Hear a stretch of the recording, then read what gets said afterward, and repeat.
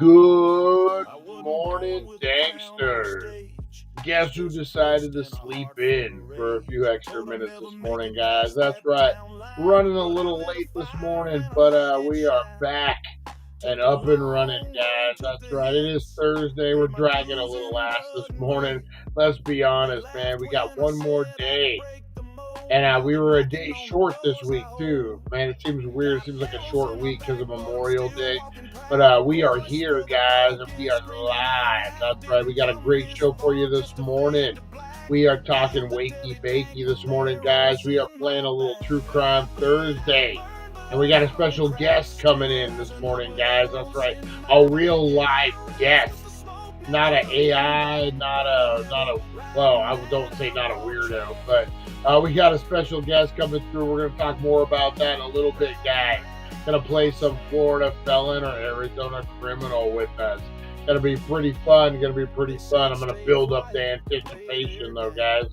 What else we got? We got Wakey Bakey news. We got the day in history. We got all the things, guys. You got to listen to Stephen Wilson. He did a stand-up gig last night. We're going to see how it went.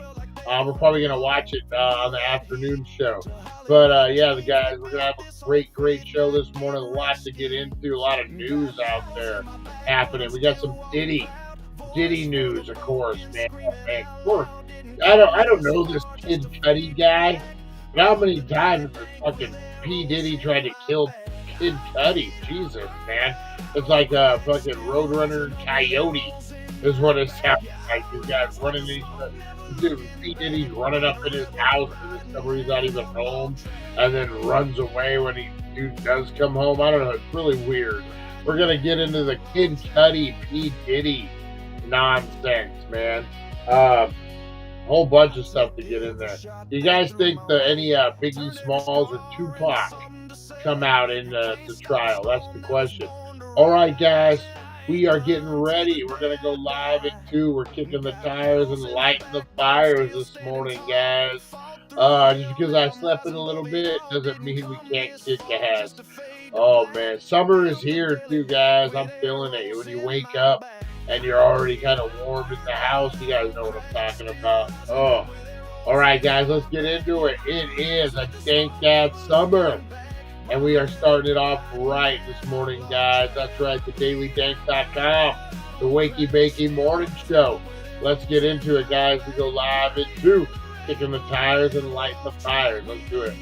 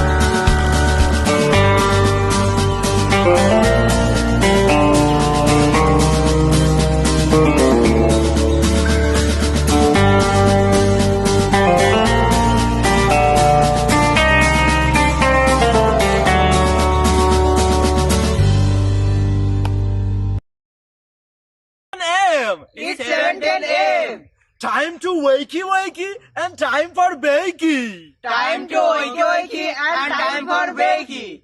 Get ready for your host with more. Get ready for your host with more. Mr. Brian Brown. Mr. Brian Brown. It's 7:10 a.m. It's 7:10 a.m.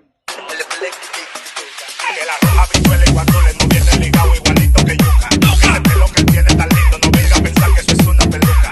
Tiene cotorra perico, yo tengo cotorra, tú tienes la cuca. Está claro en el ring, en el soy el que No critiques mi pelo, que la soy bueno, porque tú no quieres que de odio tú estás lleno. No critiques mi pelo, que la soy bueno, porque tú no quieres que de odio tú estás lleno. No critiques mi pelo, que la soy bueno, porque tú no quieres que de odio tú estás lleno. No critiques mi pelo, que la soy bueno, porque tú no quieres que... Oh, yeah.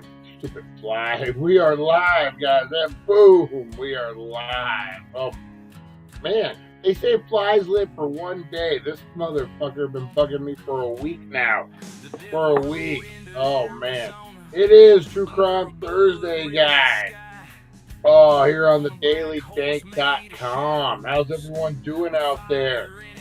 Oh, we got some good ones for you today, guys.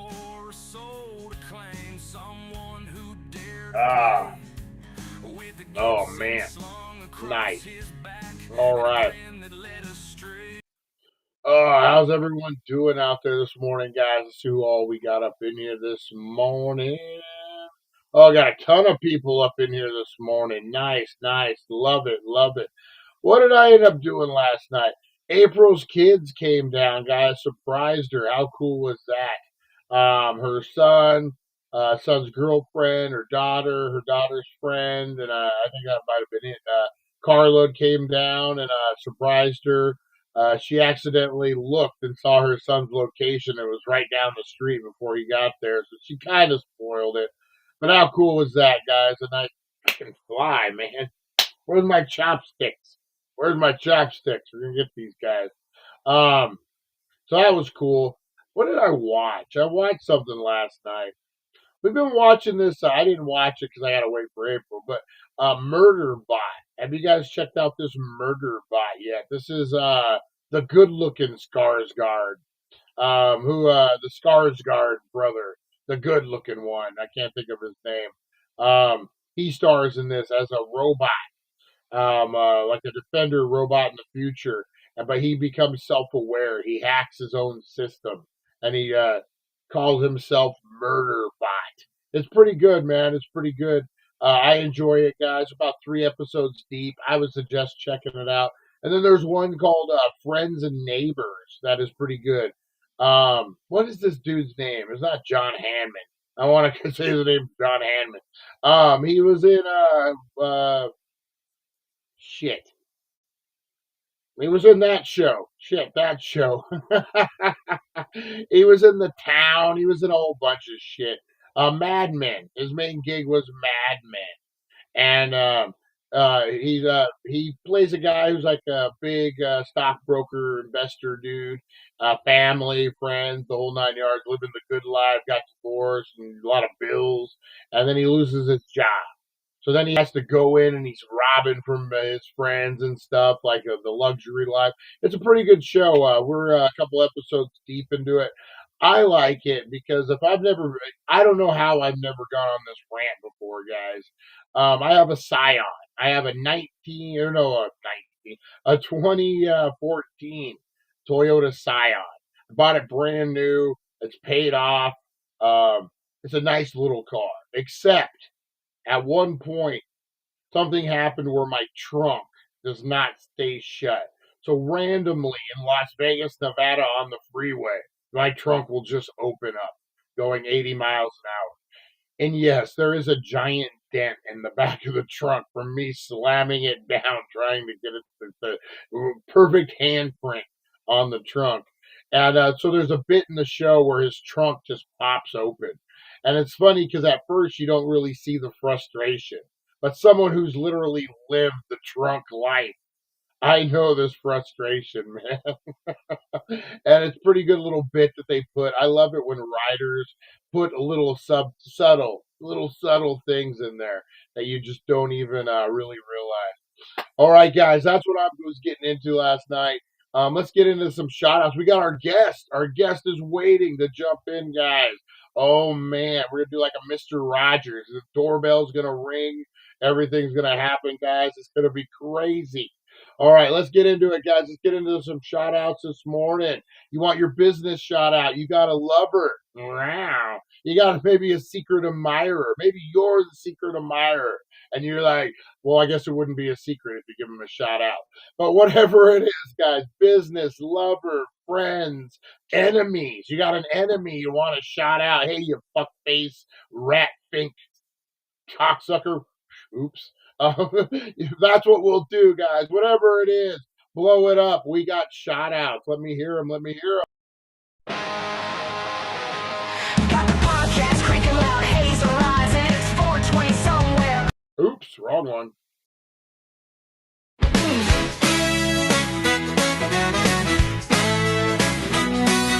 Rise and shine, it's the Wakey Bakey vibe.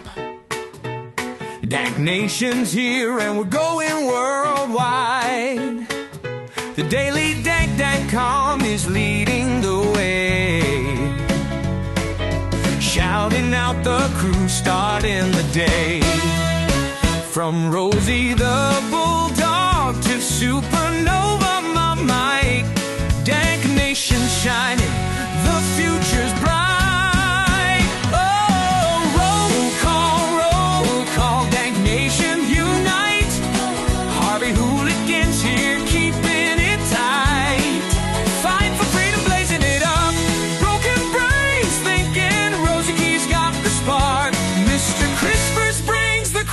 And leaves his mark. Back to the retro review, bringing the Golani, the OG, smoking big, not scrawny. Aaron from Australia, bold and uncontrolled. Pam and Chris Zucchini, keeping it real. Charlie the fisherman's got that morning appeal. April so lovely, Russ and Jeremy too. Lonnie's blunt is lighting up the room. Roll call, Dank Nation unite with the Daily Dank. All right, roll call this morning, guys. I want to give a big shout out to Rosie the Bulldog, guys. She loves to hog the fan. She's started this new thing where wherever I'm sitting or sleeping, she'll sit in front of me and just suck up all the air off the fan. I don't know what her problem is, but she got it figured out. All right, Harvey Hooligan's in the house. Harvey Hooligan, how you doing this morning? It is True Crime Thursday.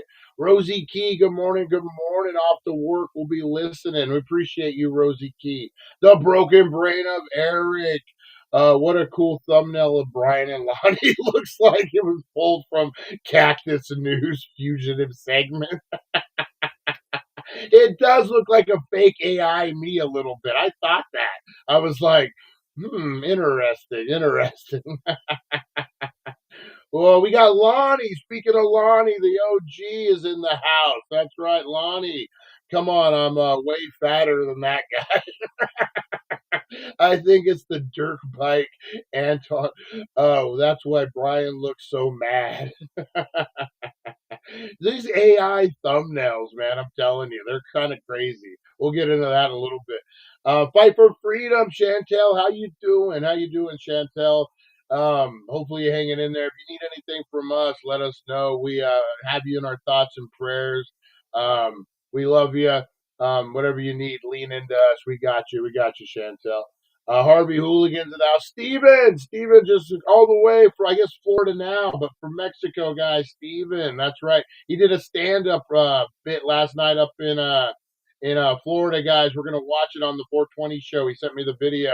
Very, very cool. Hopefully it went good, Steven. Hopefully it went good for you. We got the bearded wonder in the house, guys. Back to retro review, guys. If you have not checked out Back to Retro Review, you guys, what the fuck are you living under a rock? What are you doing? What are you doing? Go over, check out Back to Retro Review, guys. They got awesome old school movie reviews, all sorts of mic reviews, podcasts. You love podcasting? Are you cheap and you love podcasting? They have a budget podcasting show for you. You love to pinch pennies? You're gonna love it, guys. Great information. Great channel, guys. Check out the Mod Squad as well. Our buddy Felix over there getting shit done on the Mod Squad with Kevin. They're doing all sorts of cool shit. They're opening up packs. They're reacting to movies. They're acting to Spider-Man Noir. I didn't even know it was a thing, but they're reacting to it, guys. Check out the Mod Squad. Check out the Back to Retro Review and go. You know what? He's not bald anymore. Kevin, I was on a meeting last night with Kevin, and I wanted to bring it up, but I didn't. I didn't know if it was the lighting or what. But his bald head, he looks like he's about like 13. He looks like he's a 13-year-old boy running around, just got a fresh fruit cut, running around like his dad picked out his haircut for him. And he's that. But no, he's looking good, man. He looks younger. He looks younger with hair. I'm gonna say it. I'm just gonna say it. And I'm gonna be looking old here pretty soon. This fucking mess is gonna come off. I'm looking like Snoop Dogg. My hairline's halfway up on my fucking skull. Oh man! But we love Back to Retro. We love. Oh, does it sound off? Shit! I wasn't using the same mic. Oh shit! My mic was unplugged. My mic was unplugged. Shit! I'm gonna have to switch it up. All right, thank you. Oh, there we go. There we go. That should be better. My bad, guys. Thank you, Kevin. Appreciate you. After I just trashed your hair, I appreciate you anyway. April, the lovely April, the love of my life. We got April in the house. April, how are you this morning? Oh man, we got a ton of people up in here this morning. Jeez, giving away cheese. What's going on? We got a ton of people up in here. What do we got going on? No one told me we're giving away cheese. Shit. I gotta go get it out of the cellar. Give me a minute, guys. All right. We got Broken Brain. We got Harvey Hooligans. We got oh man, ton of people up in here. Eric the Great. What's up, Eric? How's it going? How's it going? We got a lot of Eric the Great. I'm gonna have to read these. Enjoy your war on intelligence and children. I will. Thank you. Thank you. I appreciate it. If the duel was legal, it wouldn't be only wild animals. All right. We get into these comments in a little bit. Eric the Great, I appreciate you, even though I don't know what the heck you're talking about. All right. Back to retro. Let's see who else we got. Every day is a nightmare in hell. I would agree. I was real quick, guys. I'll get back into the. I said I got a guest waiting, and I'm just going off on rants. I was listening to a biblical expert yesterday, and you know what? I'm going to bring our guest in on this because I know he has his own thoughts and opinions on this. I'm going to put him on the spot a little bit. No, I was listening to a biblical expert talking about. I was on Joe Rogan. And he was talking as if that just makes it okay. He was on Joe Rogan, so it's official. No, but he was talking about the medieval times and what that meant biblically about how medieval was pretty fucking hardcore with what they did and everything. And so their interpretations of hell, their interpretations of all this stuff is pretty hardcore and not really Bible based, if that makes any sense. So like, hell, you're going to be swimming around in a sea of fucking fire and giant fire fish are going to be eating you or whatever. And you're going to be getting cornholed by the devil in the corner of a wet, moist towel, whatever it may be, whatever your hell is.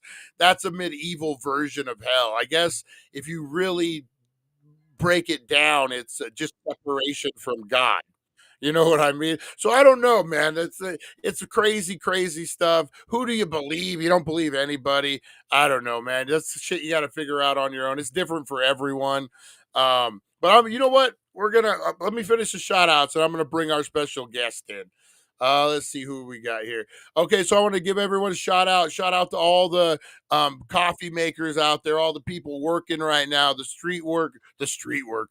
I want to give a big shout out, all you street workers right now out there making money, out there in Las Vegas, Nevada. You know where I'm talking about, in front of the Orleans.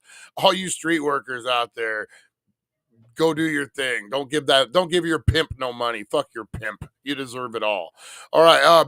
All the people working restaurants, all the people working barbers, city workers is what I meant to say, not street workers. But I'll give a shout out to the street workers, all the dispensary workers, guys. Big shout out over at 1400 Needles Highway, Needles, California, the Healing Center, guys. Your number one cannabis superstore. You get in, guys. You get out. You're gonna save some green on some green, guys. All right, we're gonna do this. Oh, big shout out to everyone I'm forgetting. I know there's a ton of people. I'm sorry, guys. I'm juggling a bunch of different balls right now. We're gonna get in to our guest right now. That sounded dirty too. Streetwalkers. We're gonna get into our guest. Holy moly, we got a whole shit of stuff to do. All right, guys, we're gonna run this buffer for a dank ass summer, guys. It is a dank ass summer.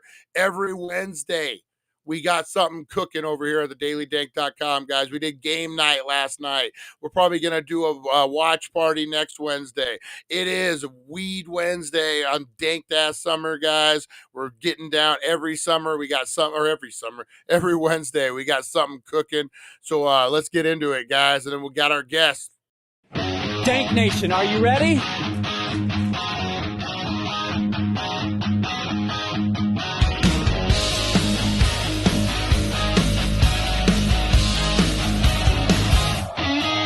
Kicking back on the river, the heat so high in the summer. It's so nice to just float and smoke.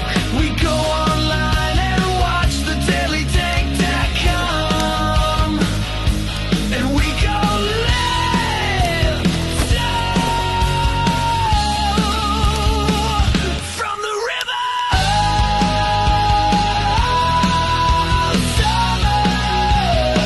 We're getting high on weed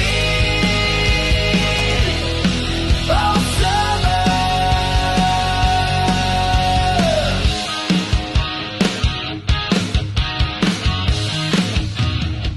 The only time we That's right, guys. We are getting high on weed all summer. And we want you to join us and get high on us every Wednesday, guys. We got summer activities. Remember in the school when the summer break would happen, your mom would kick you out and tell you to go play at the Boys and Girls Club. But you're like, it smells like feet down there. I don't want to go to the Boys and Girls Club. And they would make you anyway. That's what the Daily Dank is. But we don't smell like feet. We smell like weed, guys. That's right.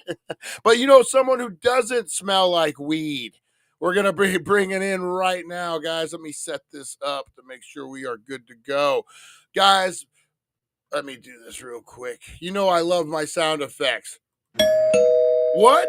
We got a guest at the door. Oh, man.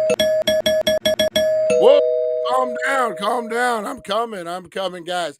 All the way from Bastardville, USA, guys. That's right. You guys know I do the Bracket Bastards. Kevin does the Bracket Bastards. We are bringing the head bastard to you guys, all the way from Bastardville. The head bastard. We got Freddie Fisher in the house. How are you, Freddie? I'm doing great, dude. I was sitting there looking at these comments. One thing I did want to bring up is the entire Kevin with a mohawk looking like a Legion of Doom type person. I couldn't agree more, by the way. And I'm pretty sure Kevin would appreciate that, being a wrestling fan himself. So He looks like Draws when he joined the Legion of Doom.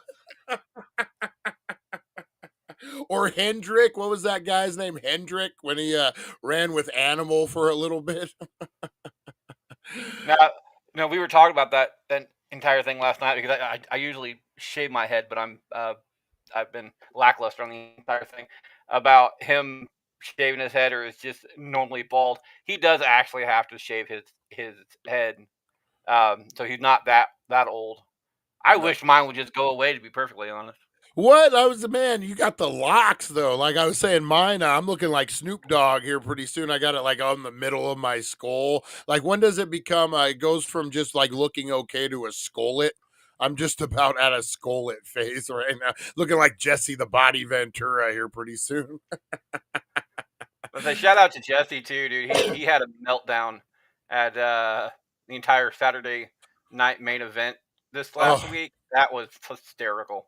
so he turned into such an old man, and I'm gonna do my impersonation now, guys. I do a Jesse the Body impersonation of somebody doing a Jesse the Body impersonation. So it's like when you do a recording of a recording, you know. So I'm a former governor of Minnesota, and they wouldn't let me look at the 9/11 building. Oh my God, I'm a former governor. So that's how I have to start it. You got to say former governor. But no, he was. When did he become? I knew he's been such an old man for a long time on other shit. But oh my God, man, he's such an old man when he's commentating. Oh, you young whippersnappers and things that he says, like you're just like, Jesse, you need to just go away, dude.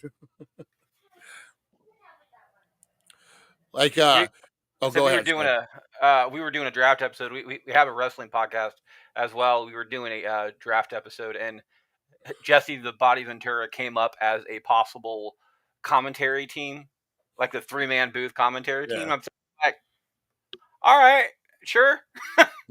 Like And I wouldn't trust him on a mic, but all right. him and Pat McAfee had such like horrible chemistry too. Like Pat McAfee was trying to stay in character and like go with what he was saying, but like Jesse would just go out of left field. And the things, it was such old school 80s things he would say, like, oh, they've never showed a cage match on Saturday night's main event before. It was too violent.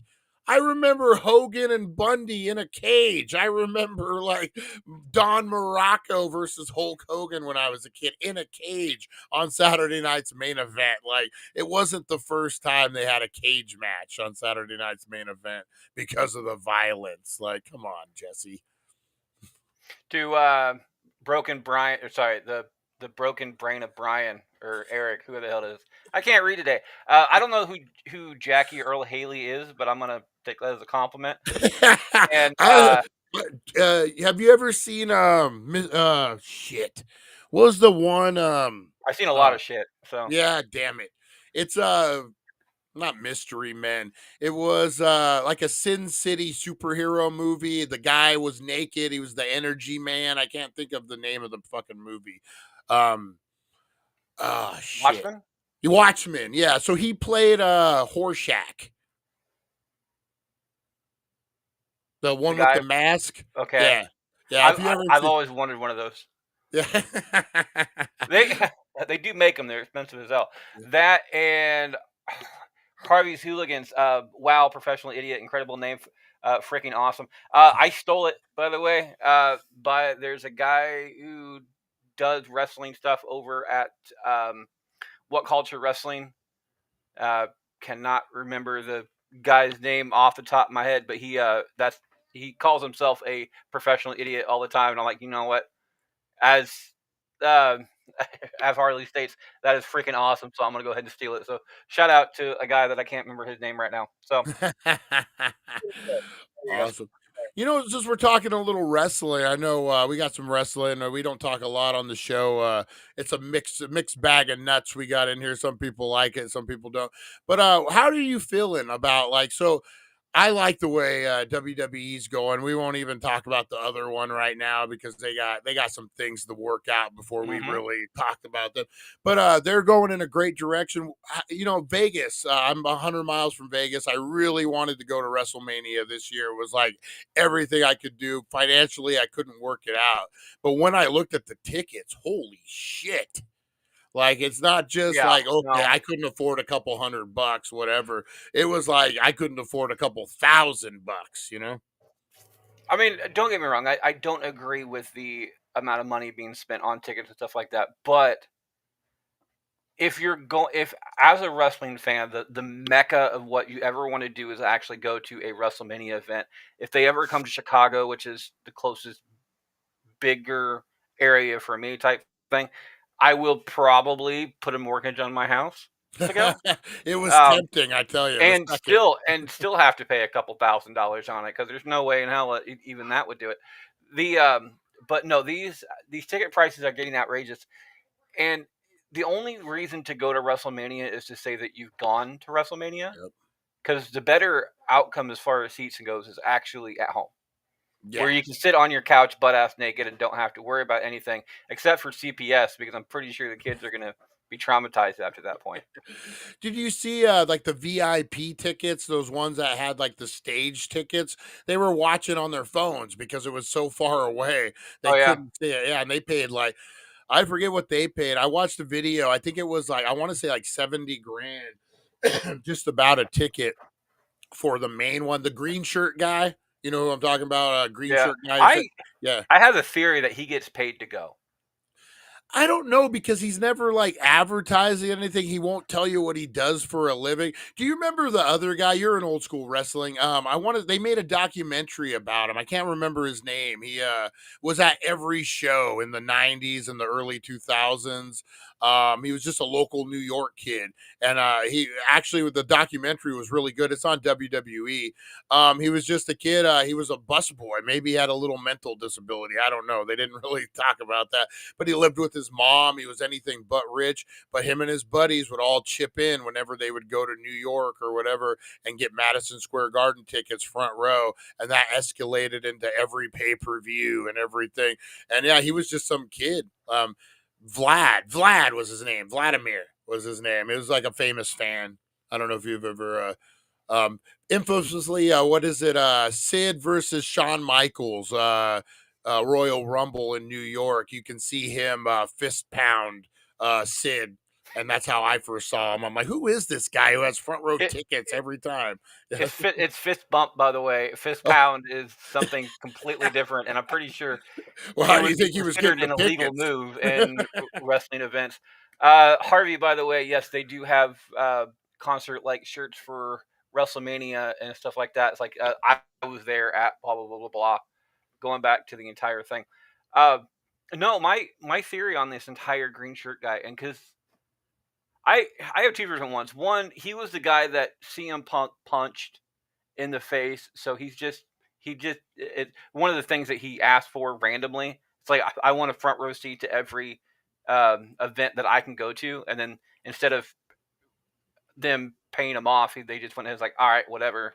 And then he just happened to have the money to travel to all these events, but it's actually paid off for WWE in the long run, because as fans, we kind of live vicariously through this green shirt guy.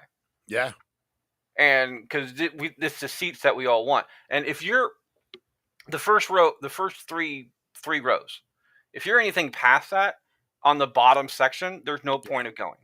There's yep, really not. Then there's different bowls which you get better viewing from, but that entire lower section and all those ticket prices are not too terribly far apart on that no, the lower bowl class section yeah. type thing.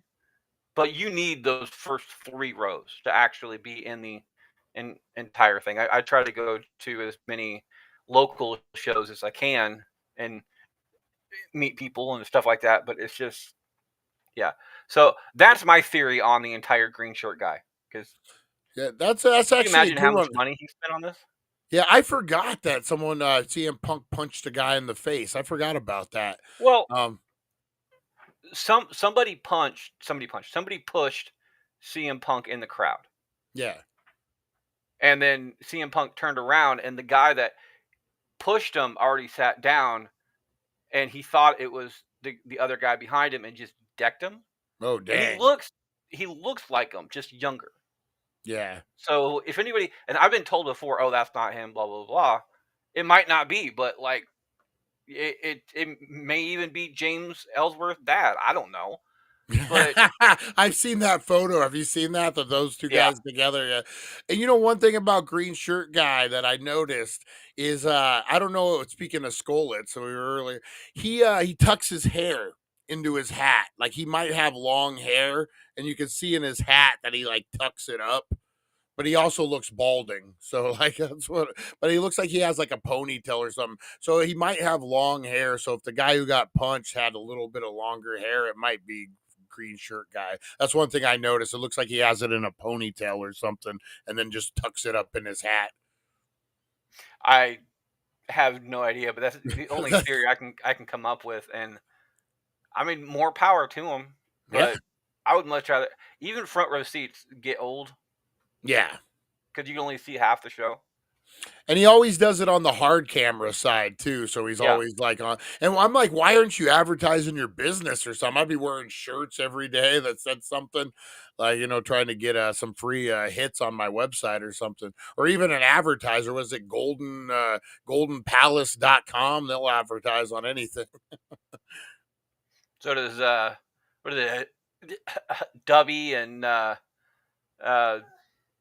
Blue Chew. Blue Chew Oh advertises God, on yeah. everything too. We love Blue Chew on the dailydank.com. We would love to get an advertisement for Blue Chew on the dailydank.com. All right. Anyway.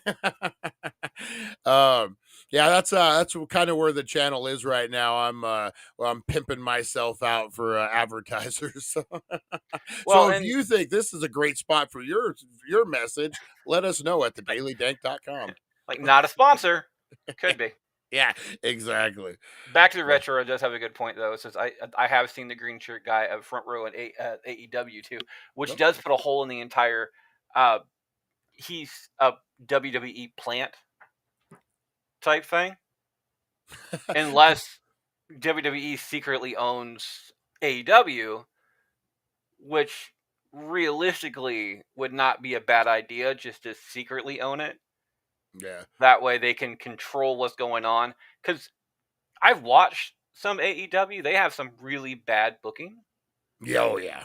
So having AEW as kind of a training ground for people who didn't make it in WWE, and then have the other half people who you're not quite sure about yet to move on, and have a rivalry, which will, as WCW and WWF proved back in the 90s, Rose Wrestling. It wouldn't be that bad of an idea to have it secretly going on. That way you don't have to actually worry about it. But yeah, I don't, Tony Khan, that's the only like wild card in that whole thing is like, I know Money Mark is the big word a lot of people, and I've been saying he was a bar. So when AEW first opened up and I heard about this guy, Tony Khan, I thought maybe he was related to Nick Khan. I didn't know anything about anything. And I started doing a little research and I just kind of was looking at how the wrestlers were acting around this guy, Tony Khan. And it reminded me of, do you remember Lloyd's of London? Back in the day, it was like a wrestler's scam. So Lloyd's of London was an insurance company. They would insure, they insured J-Lo's ass at one point. They would just insure wild, crazy things. So wrestlers got whiff of this, and they would just start insuring themselves in case they got hurt. And if they got hurt, they would get a massive Lloyd's of London payout on their insurance policy. Well, with like wrestlers, man, this thing caught on like wildfire. Wrestlers are all about a scam, all about trying to make a couple extra bucks. And Rick Rude, I think Kurt Hennig, and a few of them actually took payouts. And that was Rick Rude's biggest thing was once you take a payout, you could never go back to wrestle because it's like, you're saying that my body's totaled, you had to pay me out, and now I can't wrestle again. So Rick Rude was trying to pay that off, a whole bunch of stuff. So basically it turned into a little bit of a scam for wrestlers. They were able to get these payouts.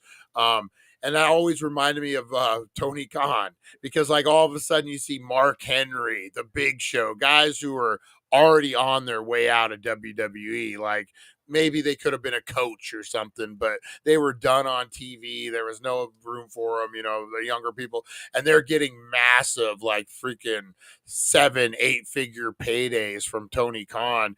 I think a lot of these wrestlers saw that and took advantage of it. We're like, hey man, if this guy wants me on his roster, even if he's not going to use me, I'll take a $5 million a year payday and just sit at home and do nothing. Well, and it's not that bad an idea, to be perfectly honest, as far as AEW goes. They do have some phenomenal wrestlers over there, but with the exception of Tony Storm and her current storyline, once Tony Storm gets involved with what's her name, Mercedes Moné, which is going to happen in the next couple months, I guarantee it's going to happen. Her storyline is going to tank because it's Mercedes Moné. But it's just I would love to see a lot of the characters in AEW and WWE. Yeah. In fact, I would have Tony Storm, if they would ever create a women's only brand for like WWE, Tony Storm would lead that entire damn thing. Yeah, I like her talent-wise. She's really good. Her looks throw me off, but I think it's kind of part of her gimmick, like the the makeup and all that. So yeah, it really works. I don't know if I could see her on the main roster. I mean, that's one thing I struggle with, picturing her on the main roster of WWE, like going up against I don't want to say Bailey, but that's the first thing that came to my mind, Bailey. So I'm like, I don't know. I don't know if she fits that square hole into a square peg into a round hole. You know what I mean? Because but then again, she's different enough. She could probably stand out quite a bit. Well, that's the thing, and you have people like Jordan Grace, for instance, who is going to be coming up to the main roster pretty soon. Apparently, that's the reason she lost the championship match, and Stephanie Valkyr, and I know Kevin's gonna give me crap for mispronouncing that in comments, but they both lost their championship matches this last week because I think Valkyr's going up to Raw and Grace is heading to SmackDown type thing. Right. So they're both extremely different as far as the wrestling world goes. Yeah. Grace is like 5'5", but she's built like a brick shit house. Yeah, she just, like, it's probably better now. I haven't seen her in a couple years, but she just needed a little bit of seasoning. Like on that, like just a little bit more experience, and she she could be a major star. And it's weird because in the WWE, you're seeing like the stars that they made are starting to get a little older, and they're starting to bring up these new stars, like your Becky Lynch. Like, who would have ever thought we would see Becky Lynch in a role putting other people over? Like that type of because she's that big of a star, and now they're utilizing. I think, man, they're stacked for talent too. They're not going to be. I bet you. I don't even think we've seen the boom of wrestling yet. I think the boom is coming in probably the next year or two, and then it will just be wildfire again. And then, but yeah, I think history repeats itself, man. Wrestling always has a boom period, and I think it's coming pretty quick. What do we got? Female wrestling is just as bad as What's LF? Is that the slap league? No, have you watched any of that? The entire ladies football league, which or the lingerie football league, which I appreciate that comment, but I'm a bigger fan of women's wrestling the majority of the time than men's, because the actual athleticism is better than the men's is. Yeah, I think the men's department has skated by for years, where the women's has had to prove and had to break barriers and had to do everything else, that they've gotten to a point that if they do 50-50 on a show, like just as many women's matches as a men's match, which would be unheard of 5 years ago, yeah, it wouldn't be a big deal now. So their most outlandish thing I can think of they would do is that they would go to Saudi and have more women's matches on than men's matches, just to break the freaking internet. Yep. So, Freddie, are you familiar with Glow at all? Gorgeous Ladies of Wrestling. I know what it is. I've never had a chance to watch it. I think Netflix does a show on it now. Yeah, it's a more of like a, not a documentary. It was like a fictional, like you just took it. I actually, so growing up in Laughlin, Nevada, which is about 80 miles from Vegas, we actually got Gorgeous Ladies of Wrestling came down to Laughlin, Nevada, and I saw them live when I was about 14 years old. And I always will remember it was at the Riverside Casino, and we walked in, me and my buddy Patrick Olson. We walked in and they handed us signs that they already made because they wanted people in the audience to have signs and no one brought their own. It was pretty cool. It was kind of cool. It was on TV. So first time, I got to see, hey, there we are right there. Gorgeous Ladies of Wrestling. But yeah, I got caught when I was a kid calling the 900 number. My mom was very upset that I called the Gorgeous Ladies of Wrestling 900 number. That was a whole big issue in our house. Especially when you find out it's just a recording that, and everybody gets the same thing. Yeah, Like, exactly. I'm not even special, man. You know what ended up saving me on that was about 2 days later, Sylvester Stallone's kid, or Sylvester Stallone was given an interview on something on like Today's Show, and they had talked about his kid calling 900 numbers and the Gorgeous Ladies of Wrestling. And my mom heard it and was like, well, I guess it's not so bad if celebrity kids are doing it too. They're shooting heroin, Mom. Like, what? What do you mean? If celebrity kids are doing it, it's got to be okay. There's a couple people in comments going back and forth about kind of an old school versus new school type thing. I grew up watching wrestling as a kid back in the 90s, and I remember the WCW versus WF at the time type thing, and flipping channels and everything else. I agree. I I agree. It was a better time in wrestling as far as competition goes, because that was direct competition, not like now where you have WWE and AEW, where uh, uh, they're on streaming, so you can watch it anytime you want. Back then, you had to either flip back and forth, and you're gonna miss something, or you just had to choose type thing. So it's different now, but I actually think the storylines are better now than they were back then. Because the storylines back in the 90s, with the exception of a couple of them that everybody brings up, yeah, those were okay. But a majority of them, realistically, were crap. No, it's that Crash TV. I have a theory that like that period of time, you had Jerry Springer, Maury Povich, everything was crazy. It was all Howard Stern. It was all extreme. Every week you wanted to see what was going to top the last week's extreme thing, and that's what wrestling fell into that.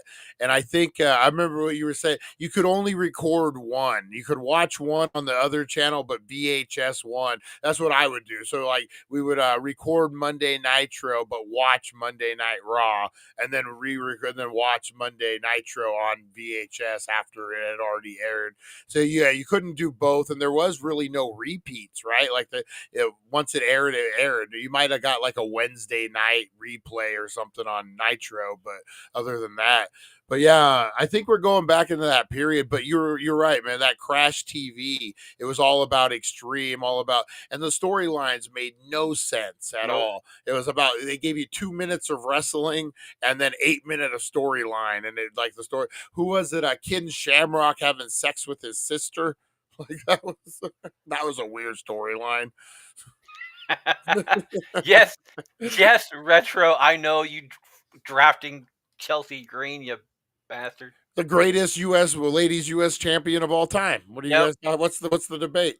She's a hot man. No, there's a thing where we've done a couple drafting episodes on Central Booking, which is what our wrestling over at the ABC podcast is our wrestling show.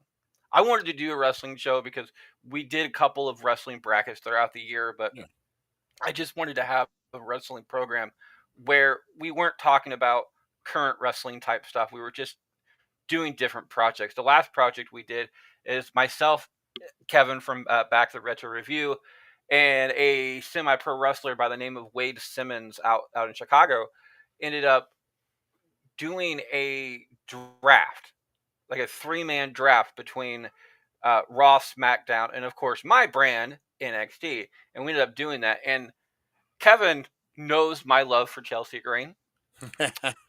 So one of the first bold moves that he did, and what's really funny is that, and I said this on the show, it's out now if you guys want to check it out. I forgot about Chelsea Green. Legitimately forgot about Chelsea Green because in my head she was already one of my picks. And I didn't pick her, and then Kevin picked her, and I'm like, son of a.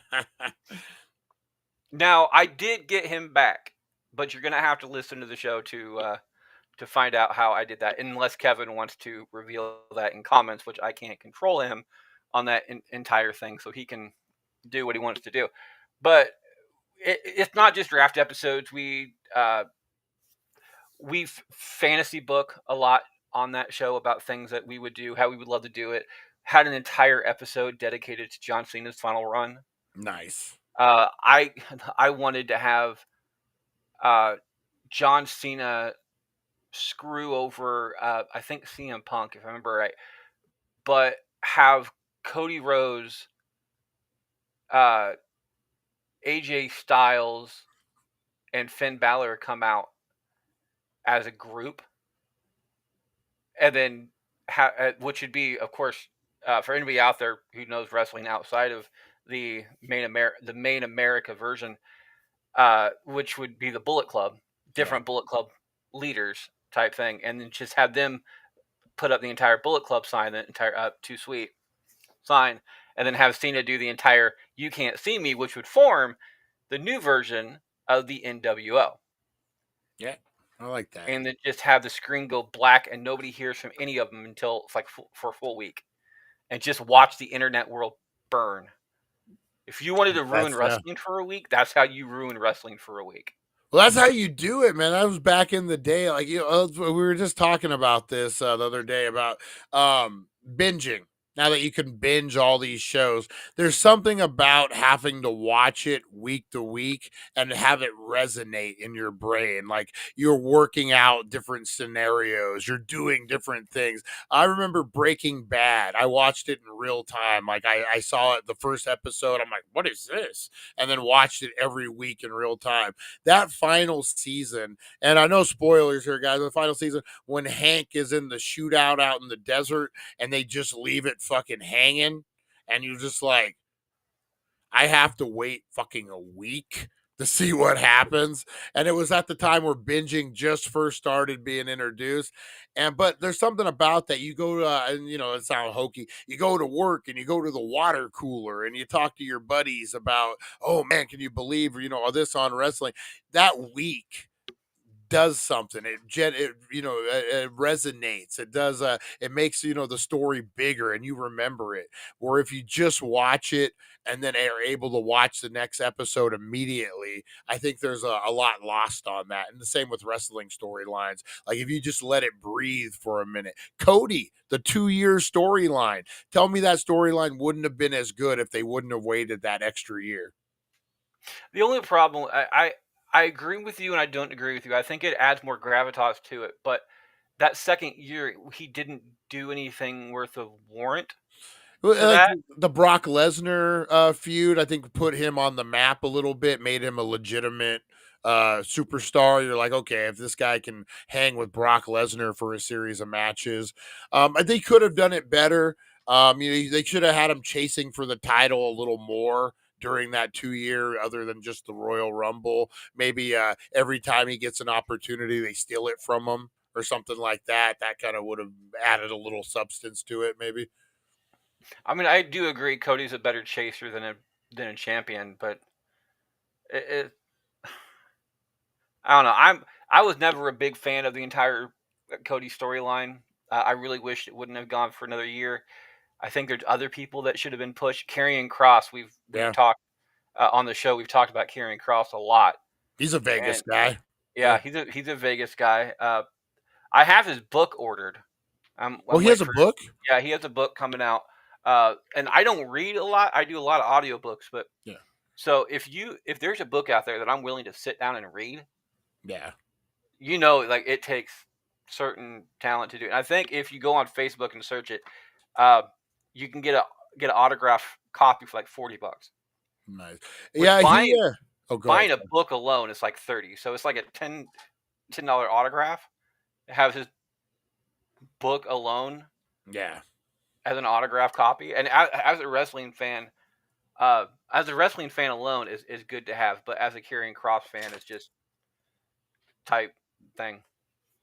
So Broken Brain brings this up, and I thought I'll pick your brain about this. We'll see what old Back to Retro thinks too. I think they should have with Cody's title run. And even we'll go up to WrestleMania to his exit. I think they should have played it more of the Hulk Hogan eating monsters. I think what I would have done when Cody won the title, I think there was he didn't have that first opponent that was like super. I don't even remember who his first opponent was. That's how forgettable it was. I thought because at that time I thought you bring Braun Strowman back and you have Braun Strowman beat old Hulk Hogan. You do the earthquake gimmick. You take out Cody. The kids are writing him letters in the hospital. Oh, come back, Cody, please. And you have Braun Strowman run, for a month, destroying everyone. And then Cody comes back and, he, defeats the giant. That's what I think Cody's title run should have been. And then all the way up to WrestleMania, which I think we can all agree that was just a clusterfuck of an ending. I don't think they knew what they wanted to do. What I would have done was that you had Rusev just sitting there waiting to debut the next morning. I would have brought Rusev up and just had him destroy Cody in the match. And with history of Rusev and Cena, there could have been a little bit of a confusion look like, what are you doing here helping me? And then Rusev just flips him off and walks away, but after destroying Cody. And then Cody could go away for 2 months. And there's a reason, because he's hurt. Rusev did such damage to him. Oh, my God. And then when Cody comes back, you have an instant program away from Cena. So you still have Cena doing his bit. And then around SummerSlam or whatever, you bring Cody back in the mix after he gets rid of Rusev. But I think that's what Cody should have been. He should have been a Hulk Hogan destroying monsters type of run. What do you think? Well, I'm gonna agree with back to retro review. This current Mania match they had was just trash. It really was. It shouldn't have happened. I really wish he would have gotten screwed somehow instead of having a match like that, because it just ruined it. They couldn't have done Rusev because Rusev was doing the Redeemer gimmick at the time. He wasn't on TV, but he was still with AEW at the time, so they couldn't have done Rusev. Well, he debuted the next night, right? Didn't he? He No, had already said he debuted. He wasn't let off until like the week after Mania. Okay, so there Like was a gap. they couldn't have done it. Now they could have paid some money just to buy his out his contract, but I don't know if AEW would have let him do it. The other problem with that is that unfortunately, one thing that did help Cody's image is when he had that entire pec tear. Yeah. Oh yeah. With Seth Rollins in the entire Hell in a Cell match. So you have this like a Super Cena type thing where you have somebody going through a massive event like that and still do one of those hard hitting matches that WWE currently have within the entire Hell in a Cell match, supposedly, and not only do the match but come in visibly injured like that and do that. So you have the entire hospital line already done. Yeah. Having that done twice wouldn't have really helped anything. Now, having him demolished by somebody like Bronson Reed. Yeah, there you go. Because Seth Rollins even was out for a while after being tsunami like half a dozen times. Yeah. And now they're partners for some reason. I don't understand that, but it's just,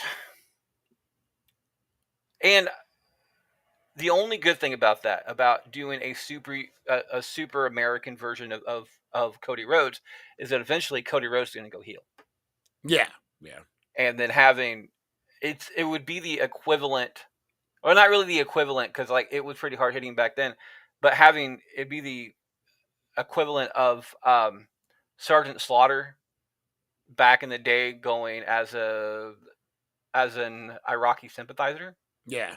which got legitimate heat to the point that he was escorted out threat. of a Yeah. couple of buildings in fear of being stabbed. Didn't they have to change that whole WrestleMania venue just They because of like the death threats and Yep, everything? they did. There's a bombing threat for that. I And I'm sitting there remember like, that. dude, I was a kid. I was like 14. I was working. This is always a weird story. I was working full time at a car lot at 14 years old, making minimum wage. And the guy who owned the car lot, I remember coming up to me and he's like, "I don't like that they're doing this. I don't like it. You know, there's certain lines you don't cross, and this is one of those lines you don't cross." And at the time, I didn't realize what he was saying because I thought Sergeant Slaughter actually went to Iraq and fucking met with Saddam Hussein and came back and he was a different guy. That's what they told me, so that's what I believe. But yeah, those I remember because people were like I said, my boss was like a grown man and he was legitimately upset that they had done this storyline, you know? well, it's really funny because this is one thing. There's a couple things that I don't understand about people in general. I'm gonna bring up Eric on the screen right now. Yeah. Okay, seriously, the WWE needs another Taz. I agree with you. I personally think I would go with Zoe Stark. Yeah, there you When go. Zoe Stark comes back from her massive leg uh, situation, and shout out to her, like Ooh, that Jesus, was brutal, man. that was Yeah. brutal. When she comes back, I kind of want her to do like a Taz type Shayna Baszler I type was like, thing. can you When imagine her coming out with the towel, the shredded towel on her head, and like Taz would do, and just well, walk like that would be tough. if you remember Shayna Baszler at Elimination Chamber when she Yeah. just went in there and wrecked house, I want Zoe Stark to go in there and just start wrecking people Yep. because she has the ability. She really does. And she's But believable. Yeah. she's believable and she's never been given the chance. Yeah. That was Which kind is of a waste with Shayna Baszler too. I think they could have done so much more with her. 4 letters, 1 word there, Kevin. Nope. Yeet. No yeet. No yeet. We've been me and April, my girlfriend, she has teenagers, and we've been doing the yeet thing to them, and they just look at us like, yeah, like no, it's like, oh my god, just get out of here. What do you no yeet. Don't get me wrong, the entire yeet thing is fun, but like I don't it's I don't see him lasting in another 3 months as champion. I really don't. I would put it back on like Gunther, for instance. I would love for we brought this up in the entire we were talking about Money in the Bank. I wanted Sami Zayn to win Money in the Bank. He's in a storyline, however, right now, which kind of pisses me off because I want Sami Zayn to be champion, but I wanted Sami Zayn to win Money in the Bank and then have him go out and watch the entire Jey Uso versus Gunther match. Yeah. That'd be an interesting storyline there. If Jey Uso wins that, you know he's going to be beaten.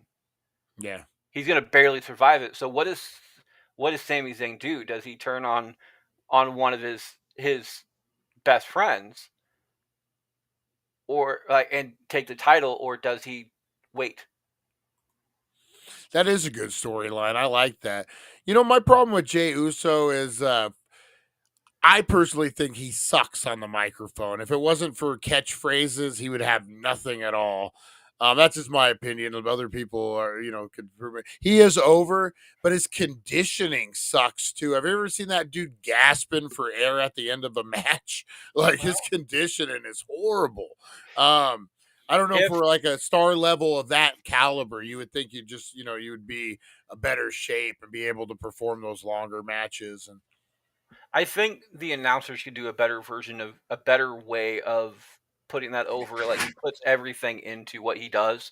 because a lot of his promos, when he's excited and stuff, like when he's doing, there was a very passionate promo with Gunther before he won the. Once he did that promo, you knew he was going to win. Yeah. That was a turning point. You didn't have to watch the match; you knew he was going to win. But if you could start doing that even when he's not going to win, but he still has that passion in his whatever, you could explain away why he's so out of breath all the time, because it's not Gives it all. that he doesn't put 90% into things. He goes out there, and if he's not gasping for air by the time he's done, he didn't do what he put out to do. There you go. Yeah. I'm going to agree with Eric on this one too. So, says unpopular opinion: The Rock and Reigns bloodline ruin the storylines. We are the nation. I liked it before The Rock got into it. Yes. Because it was a long going storyline. It's one of the best storylines they've had in a long time. And it didn't need The Rock at all. At all. At all. Like, if you want to put fresh blood into the bloodline story, there's other people out there that could have used it. And then The Rock comes in. It's like, oh, I'm a star. I can do whatever I want. I'm on the board. It shined so much into the abuse of power situation that all goodwill that you've built up over the last 2 years of this, at that point, is just gone. Yeah. Do you ever I pointed this out before it was official. So do you remember I think it was last year when they made the TKO by WWE, maybe 2 years ago, whatever it was, and they went on and rung the bell for the stock exchange, and Vince McMahon was there. The Rock was there for some reason, and I think they announced that he was on the board for the first time. If you go back and watch that, look at the way Vince McMahon is looking at The Rock, the entire thing. He's looking at him like, I hate you. Why are you here? You don't belong here. You're just a wrestler. Like, he's looking at him that whole way. He's like, you could see there's something. And then days later, it comes out that Vince McMahon had his legal issues and The Rock is now a member of the board. I think that whole thing, like, that kind of bugs me. Like, I don't know why. The Rock really doesn't belong there. He was a wrestler. He was a great wrestler. He was a popular wrestler. Don't get me wrong. But why don't we just put Hulk Hogan on the board then? Because he was a popular wrestler. Yeah, why don't we just put, and now people are like, no Hulk Hogan. Okay. For multiple reasons, and not all wrestling related. One, The Rock, Dwayne Johnson, can go on both fields on this one. He has the history. He has the family history on it too. Yeah. So he has the family history on his side, where he has the history of the WWE, WWF, so on and so forth, in the back of his mind, because that's how his family is based off of. Yeah. Also, he has multiple businesses that he has provenly completed.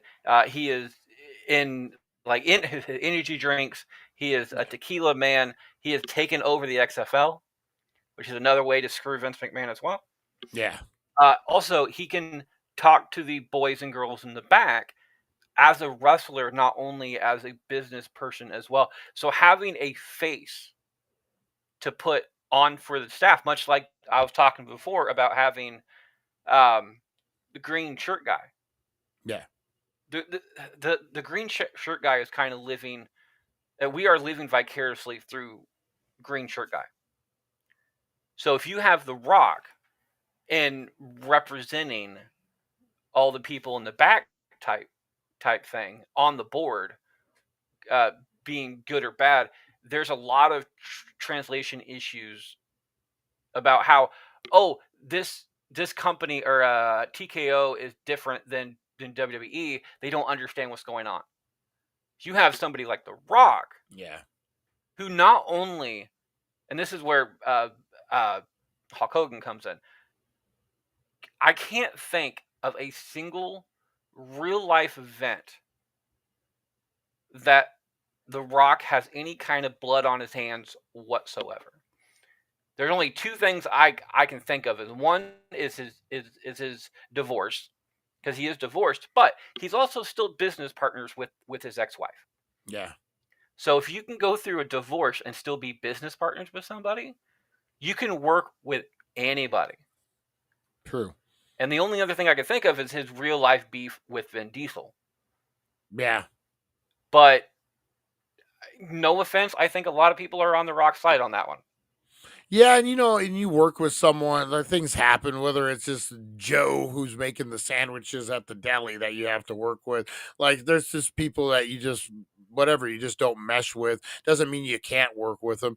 I always kind of pictured The Rock in this role as kind of like the Shaq to Papa John's. Remember when Papa John got in all that trouble and Shaq had to come out and be the spokesman of Papa John Pizza? That's kind of what I kind of thought this was. Vince McMahon had his issues, and they brought The Rock in as like that Shaq role. I'm the ambassador. Hey guys, you trust me, you know me. Forget Papa John raping people. We're I'm Shaq. We're making good pizzas again. Like whatever it was with Papa John. But that's kind of how I pictured The Rock in this role. They kind of put him in as that Shaq figure. Erickson comments, by the way, Kevin, I have to say, The Rock's characters always sucked. Being in the nation ruined what could have been a better story for him. The nation actually saved The Rock. Yeah. The Rock was going to get fired before he ended up going into the nation. That was his last gasp to stay in the company itself. So, as bad as what the nation was, and still is as far as lore goes, I can't say anything against it. It's like the entire Doctor of Thugonomics thing with Cena. If it wasn't for the storyline goes, if it wasn't for Stephanie McMahon seeing what John Cena was doing on the back of the tour bus with friends, just kind of spitting stuff, then John Cena wouldn't have been nowhere near as he is now, because they would have fired him. So I disagree. I think The Rock has had a lot of good characters. I think the final boss, as not lackluster, but as many times as he doesn't show up, which I think is actually good for his character, because when he shows up, you kind of mark the calendar type situation. And every time The Rock shows up, Easter eggs happen. Yeah. And one thing that Triple H is really good at, or not only Triple H, but the writing staff now is really good at, is turning WWE into Marvel. Yeah. Where something really, he showed up at one of the pay-per-views this past fall and didn't do anything. Just kind of did the entire 3-finger thing and whatever, and then left. And people's like, oh, what's the point in that? And then later on at Mania, that little tiny thing he did turned out to be an Easter egg for the actual Mania event. So he foreshadowed what happened at Mania 6 months ago. And remember, what was it? 2 years ago, I think The Rock was beating up Cody, and then they put that Steve Austin billboard behind him, and that was supposed to be because Austin was going to come back, but then they had their issues with getting him to WrestleMania that year. But yeah, so they're really planting a lot of good storylines. I got to wrap it up with you, Freddie, but I do want to pick your brain on one last thing, and darn it. And now I got that stoner memory. As soon as I said one last thing, it just went fleeting. Man, while I think about it, go ahead, plug away. Where can everyone find you at? Where can we become bastards, Freddie? Well, I'm going to try to refresh your brain a little bit, because I know before I started on the show, you were talking about a religion thing you were listening to on Joe Rogan, so that may have been it. I am not your host today, but normally I am the host on multiple shows on the ABC Podcast Network. Not that version of the ABC Podcast Network, but I'm pretty sure you can find it nonetheless, where we have multiple different shows. I do not have my list with me, so bear in mind. Number one is Bracket Bastards, where we take a bracket or tournament, single elimination tournament of random topics. This upcoming Sunday, which we are looking for another guest for. So if anybody out there wants to join us, we welcome anyone between preachers and porn stars, and it's always fun to have them on this same show. This upcoming Sunday, we are talking about notable neighbors. So different neighbors from TV shows. Common names come to mind, like Wilson from Home Improvement, Steve Urkel, Kimmy Gibbler, the Rubbles, the parents from Everybody Loves Raymond, a whole bunch of other people Mr. along those lines. Roper from Three's Company.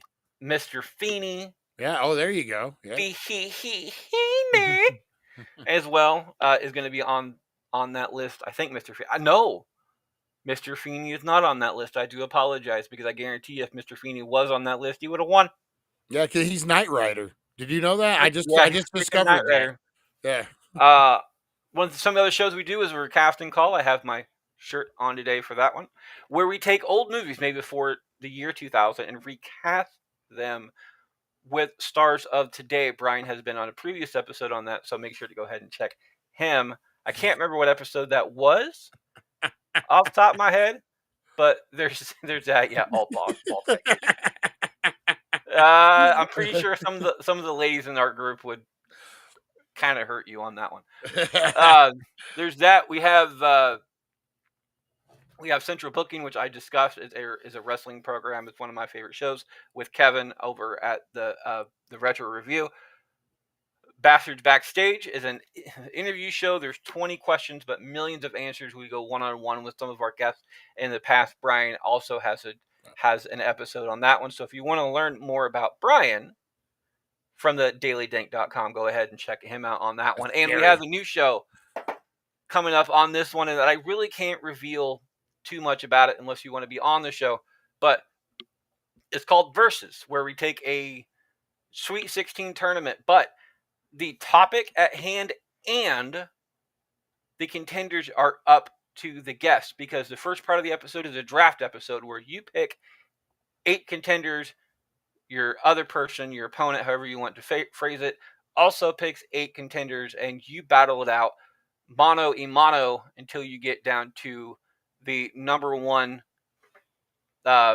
winner on that entire thing. If you guys cannot make a decision between the two of you, it comes down to the host, which is me, and I choose the winner of that particular round, whoever moves on. However, the finals, we have had this happen last episode that we recorded, is up to you guys. So no matter what, you have to agree on whatever the finals happen to be.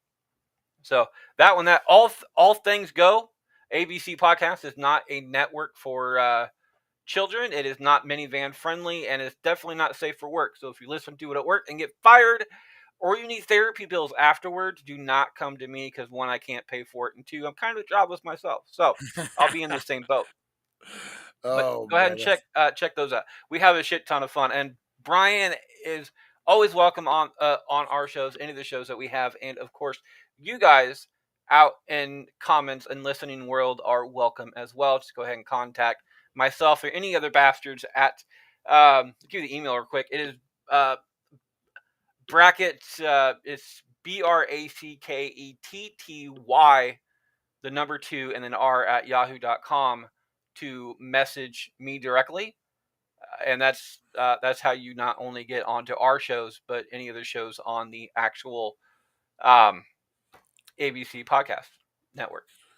Nice. Yeah, guys, I call it a self-imposed exile. Everyone knows I've been dealing with all this legal mumbo jumbo with the city and all that. So I've been kind of just dealing with my own thing, but I really enjoy going on their shows and hanging out. It's a good time. It really is, guys. You need to check it out. And I will be making more of an effort to get over there now that I'm not dealing with the city and all my nonsense, guys.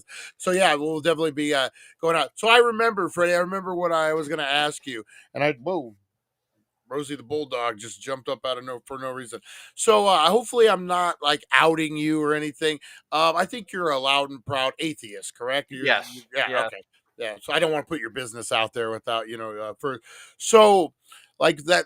what the guy was saying about the medieval interpretation of the Bible and how we kind of went hardcore with it, that does that make sense to someone looking from outside the bubble? Like, I grew up in the church, so it's hard for me to disconnect myself at times, and I realize that, you know, being self-aware is super important. And so, like, once you're out of the bubble, you can kind of see the way things are in any situation. So does that make sense what he was saying? Like, for someone outside of the bubble, that like you let these crazy guys get a hold of it and they just took it and interpreted it their own way, and now that's what we believe is right? Well, there's on this one. Number one, the Bible never says that hell is hot. Yeah. Yeah. It never does. It never says it's hot. The only time it says it's hot is when you're thrown into a lake of fire, which is not actually hell itself. Is when Christ, this second coming of Christ, when people are judged, and then you're thrown into the lake of fire once that is done. What hell is described as biblically is a lack of. It's a world where God just doesn't exist. Yeah. Which a majority of the people who would determine that would actually be the exact opposite of what hell would be. It would be cold. It would be dreary. It would be much like hell, Michigan.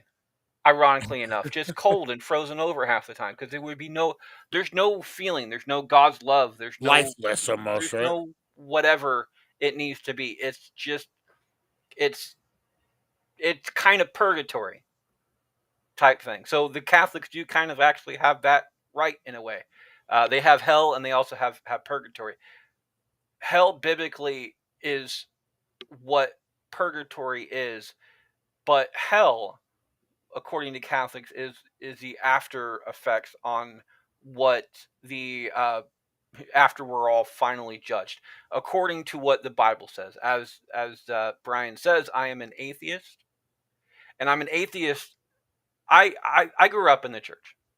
Nothing bad has happened to me. I'm not jaded with the church. I was never abused by an elder. I was never outcasted. I'm not gay or lesbian. I've never had a problem with the church in general. But looking from it from a completely outside point of view,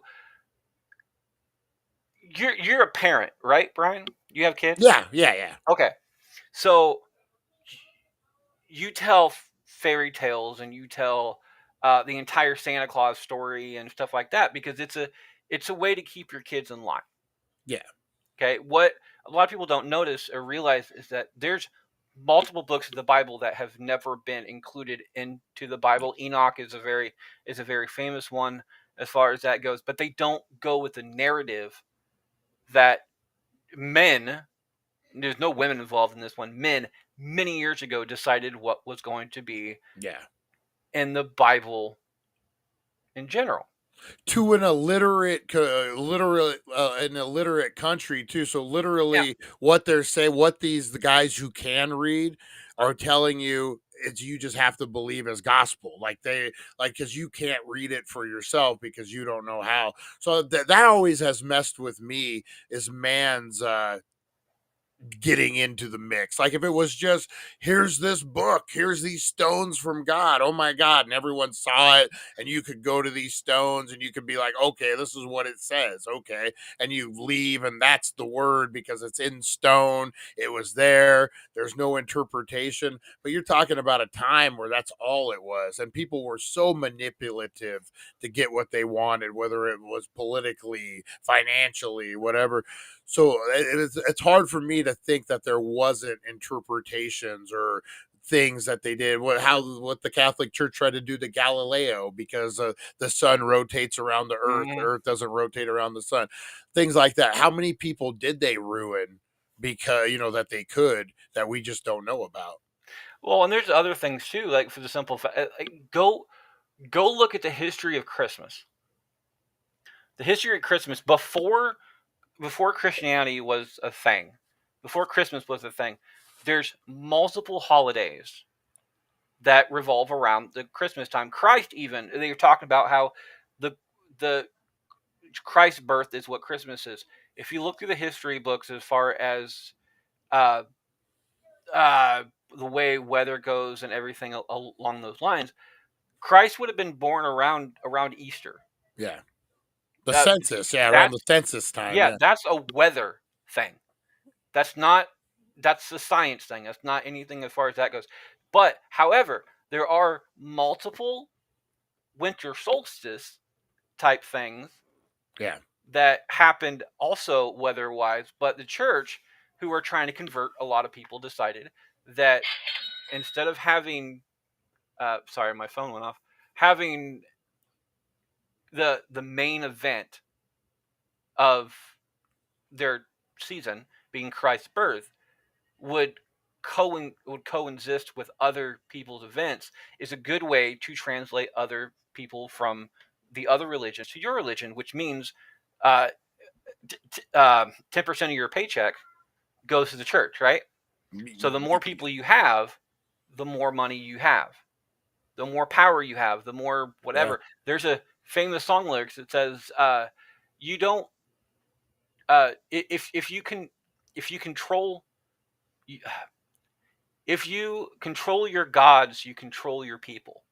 Yeah. Yeah. That's all you really have to do. And it sounds bad. I understand that it's a bad way of saying things. I have no problem with organized religion. I don't believe in it myself. I really don't. But I also believe that there's something bigger than me. I'm not going to call it God, because that would be Yeah, whatever. that's what I was going to ask you. As like it, because the atheism thing is always fascinating me. I had good friends that were atheists, but is it just a belief in nothing, or is it just? It's I'm asking as a, like, not trying to mock it or anything. I'm really interested. it's this is gonna. I feel sorry for all the atheists out there, because this is gonna sound weird.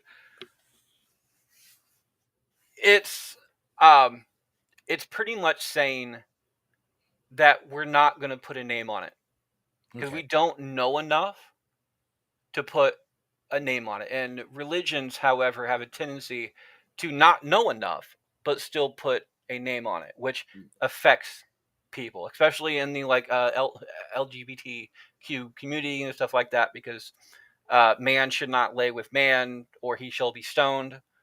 Which I personally say, if man shall lay with man, he should be stoned as well. But that's just that's a good way of just doing that, period. As Well, far as the being sex stoned. is better if you get stoned first. Yeah, I mean, sex I'm is just better when you get stoned. You just you feel more. uh, But no, I believe that we're all connected in a way. yeah. People call it the butterfly effect, I guess. What the actions and reactions and everything else that I do, eventually down the line, uh, will affect, for instance, Eric or Harvey, or I'd go up in the chat, but other people in the chat as well. You may not know why, but decisions I make on a day-to-day basis will affect you. Me deciding to leave my house 5 minutes later than I normally would might either cause or prevent an accident. That's not God saving anything. That's me having to shit. Now, does God put the shit up my ass so I have to shit to save you from Or having? does he rub your intestines a certain way, like that you have to shit all of a sudden? Like, hey, it's such a complicated, like It is. a web, man. Like one action reaction. It's all, man. It's a complicated. You know what my personal theory on it is that it's such a fucking complex thing that even if God came down, or the universe, or whatever you believe in, fairies, the gremlins, whatever it may be, and they tried to explain it to you, I don't think we would even comprehend a fraction of it. Like, I think our brains aren't prepared for what really is out there, aliens or whatever it may be. I don't think our brains could comprehend what really we're doing here. That, and I think religion's gone too far. I think that's my main problem with religion, is that people like controlling what you can and cannot do in your own home. Do I think God or whatever is out there cares if we're sitting there on our couch butt naked masturbating? No, I don't. But the church seems to have a problem with what people who are butt naked on their couch masturbating does. I have no idea why, but they do type thing. When as a person who prefers to be a human goes out there, and I I care about returning shopping carts. I care about helping old ladies across the street, about doing small things to help your your town. Yeah. Not things that are going to put you out of your way. You don't have to do anything major. But if you, for instance, let's bring in the entire shopping cart idea. If you are walking from your car to the store and you see a shopping cart just sitting there, one of the front stalls, one of the handicap stalls type thing, and it's either in the middle of the stall or it's sitting next to it or whatever, you're like, oh, that guy's a douchebag, couldn't put it away. First of all, the person in the handicap stall was probably using the cart as a crutch to get back to their car. So please slow your damn roll. 2, instead of having this anger in your heart or in your head or putting it out there in the universe, go grab the cart. Go use it. It's going to bring you less effort, realistically, because you know how carts stick together all the time, especially at Walmart. It's going to take you less effort to go walk over and get that cart, use the same damn cart, then go get a new cart. Yeah. I do. You know what? You brought up something in my brain. We'll wrap it up with this, but this is a Kevin thing, and it's gonna be quizzes. I'm gonna quiz you a couple of quizzes. This is more of a Kevin thing. This is we've learned a lot about Kevin over the years. All right, backing in or pulling in a parking spot. It depends where you're at. Kevin's very big on not backing in. Okay. I prefer if there's nobody behind me. Like if you're parking on like the town square where there's like a curb behind you type thing. Yeah, backing into a parking space is realistically a lot easier to see when you come back out, especially in like high traffic areas. So take the time, go ahead and do that, whatever. If you're in a parking spot type thing where there's somebody in front of you and you have the ability to pull forward if there's nobody in front of you later on type thing to go out in the same direction, you can have best of both worlds. But studies have proven, and I don't know why this messes with people, but studies have proven it is actually safer for you using your three mirror system, or 4 if you have your rear view camera as well, to back into a parking space and to leave the same way than you would to go forward into a parking space, because when you're parked next to somebody, you have a giant blind spot to your right side.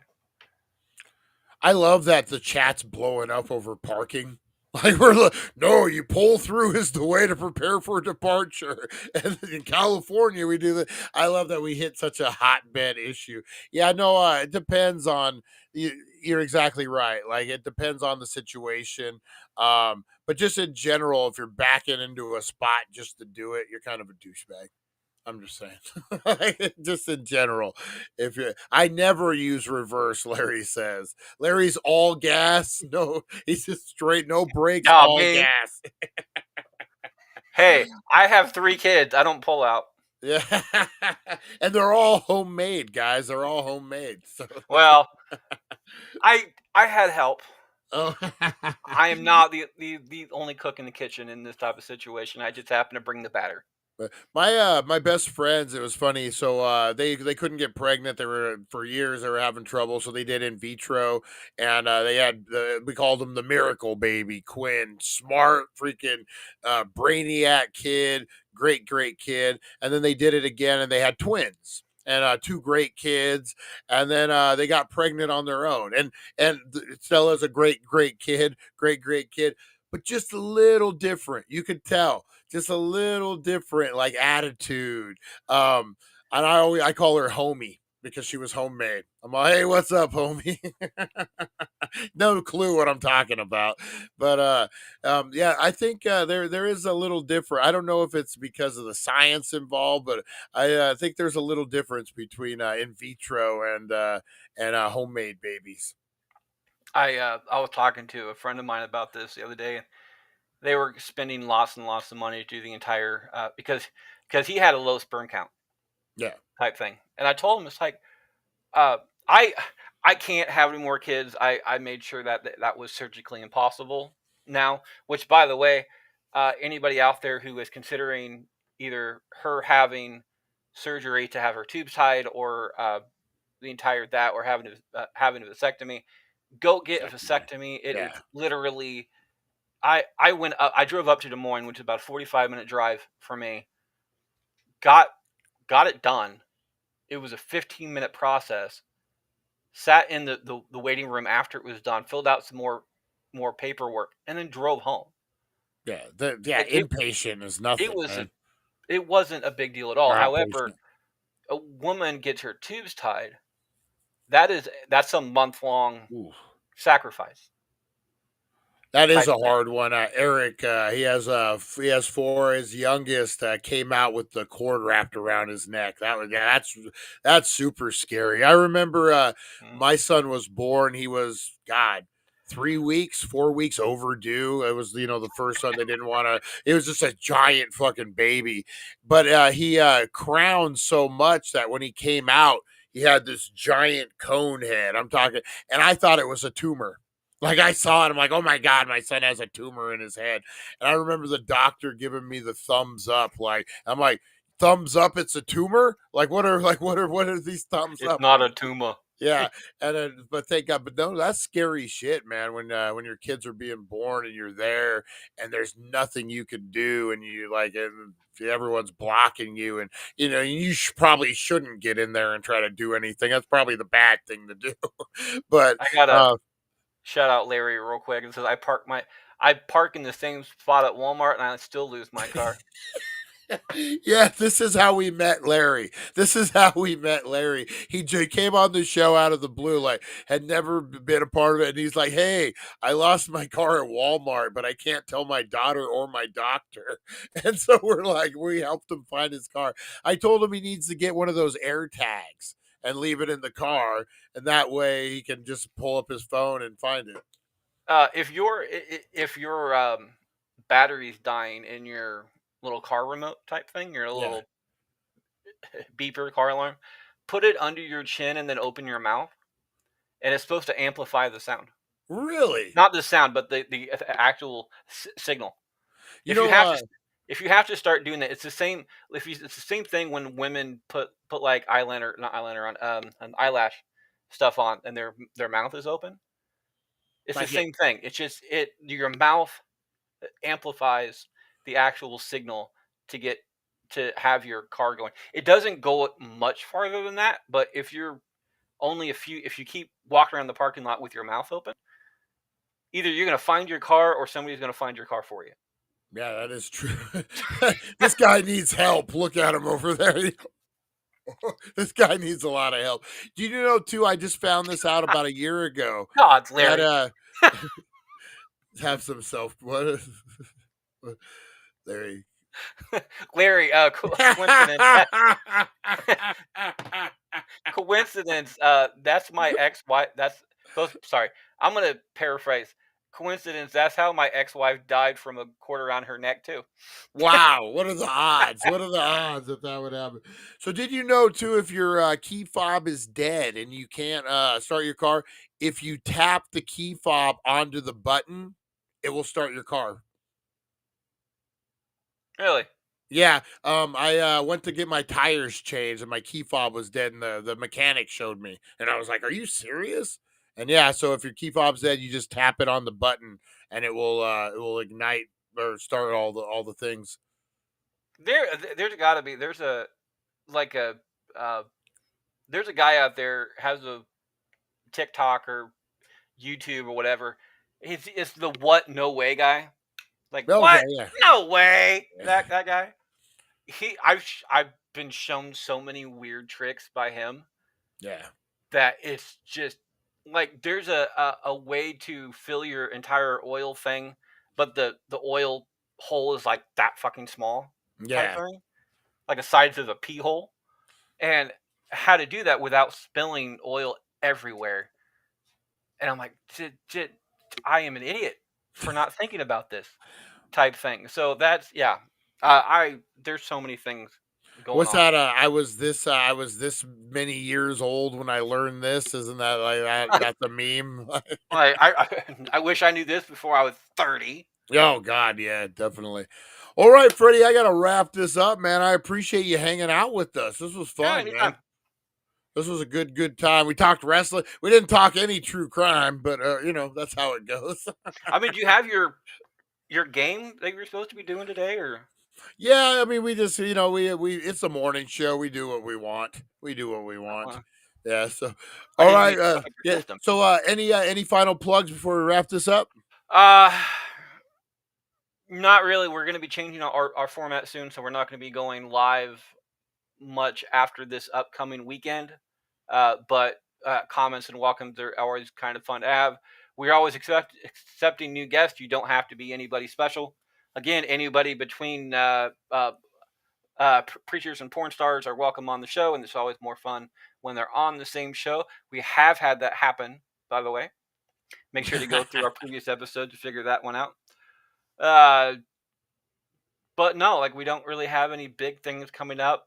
It's the summer months. We have a tendency to kind of slow down a little bit. Apparently, Harvey has a shameless plug. Bullhead RC Fun First. Yeah, he's a big remote control RC racer guy. The big track down in Bullhead. Bullhead RC guys, you want to have some fun? Head on down to the track, race some cars, jump them, and guess what? You don't have to worry about getting hurt because you're driving an RC car.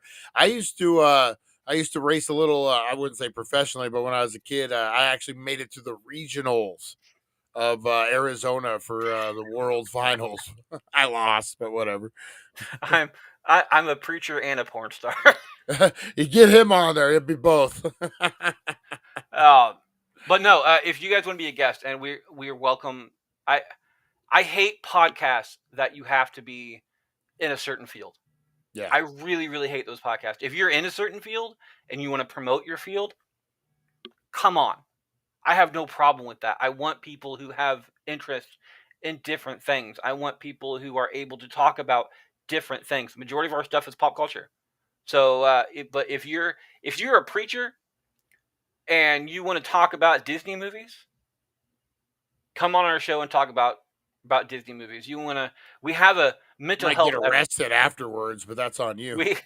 We have a mental health music episode coming up, which I think by the looks of it, because we've been preaching it, is going to be always laying hands. Yeah.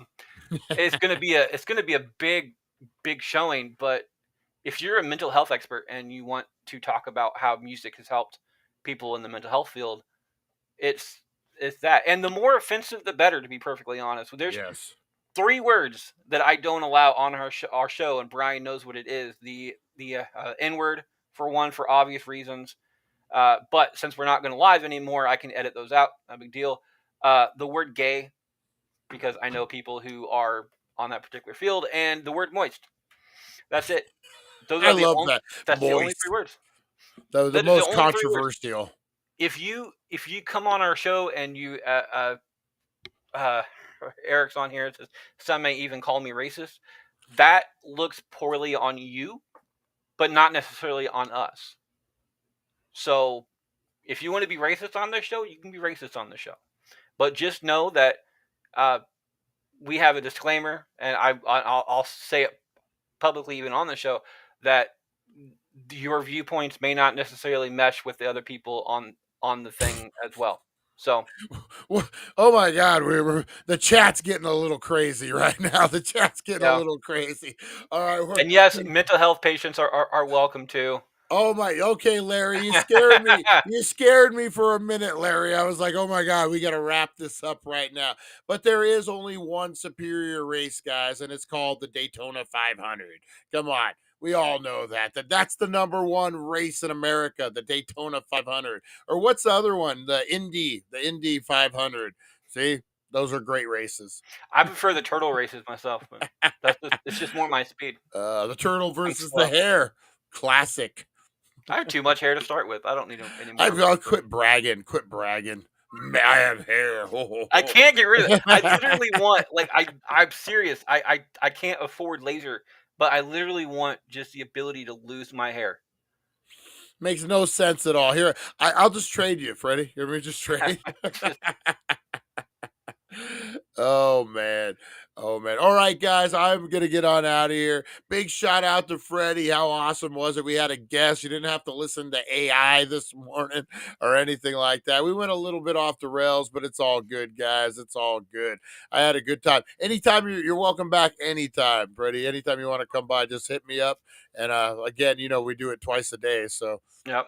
Well, like I was saying before, my schedule is pretty open, and lunchtime for me is pretty slow. So nice. I may just kind of show up randomly, especially during the summer, because I got to take care of my kids. So. Let's make you a character. You show up in character. We were discussing this for Dr. P.F. Jeremiah's show, also on the podcast network. That I don't do characters because I can't do voices without being very racist. So no, I'm the same. I'm just like, all of a sudden I'm trying to do like an Irish accent. It's Jamaican, it's from Chinese, it's everything but Irish. I won't get into it. We get into some trouble for that. He has a beard. He can't be all that bad. That's right. Fear the beard, guys. That's all right. So does my sister. So. Hey man, his sister's the nicest lunch lady I've ever met, guys. So don't. I don't know his sister. That's and his name is Brian. Oh! Speaking of which, get that joke, you're around my vote. So speaking of which, guys, the Sloppy Joe mix for the kids at the school is done. I gotta go start serving them lunch anytime. Put on my hairnet. Miss Martha is what they call me. All right, guys, I appreciate you. Freddie, thank you so much for stopping by. Anytime, we'll work on it, guys. I'm going to make him a character. Watch, we'll get him. All right, guys, check out the Bastards. Check out the ABC network, guys. Not that ABC network. The other one, the All Bald Caucasian network. No, that's not what it is, but that's a pretty good line, guys. Great laughs, great times. That's what it's all about, guys. That's what this summer is going to be about. We forget, stuff your sorries in a sack, guys. This summer is the summer of no worries, guys. It's a dank ass summer. We're going to laugh. We're going to have fun. You don't know who's going to show up on the shows. So hit that like, subscribe, and share button, guys. I'm going to get on out of here. You are loved. You are appreciated, guys. Be good to one another. Be the difference you want to see out there in the world, guys. And make sure you're tuning in for the 420 show. We got some kind of true crime, some kind of craziness going on, guys. So make sure you join in at 410, guys. We go live, and we will see you on the flip side. Any parting words, Freddie? You want to do your quote? I don't have a quote on me, but the only thing I can say is what we say for the Bastards backstage, and that it is okay, even sometimes needed, to be a bastard. Just don't be a dick. Exactly. Take care of one another, guys. I'll see you at 4. Have a good one. Thank you for joining us on the It's 420 Somewhere podcast. Broadcasting worldwide and brought to you by thedailydank.com. Check out our merchandise and amazing content. And follow us on all our social media. Now, you don't have to go home, but you can't stay here. All right, guys, have a good one. We will see you on the flip side. Take care of one another. 410, guys. Remember, True Crime Thursday. We will see you. Shining, I'm the man to beat. Kiss, stealing, wheeling, dealing, can't be discreet. I'm jealous.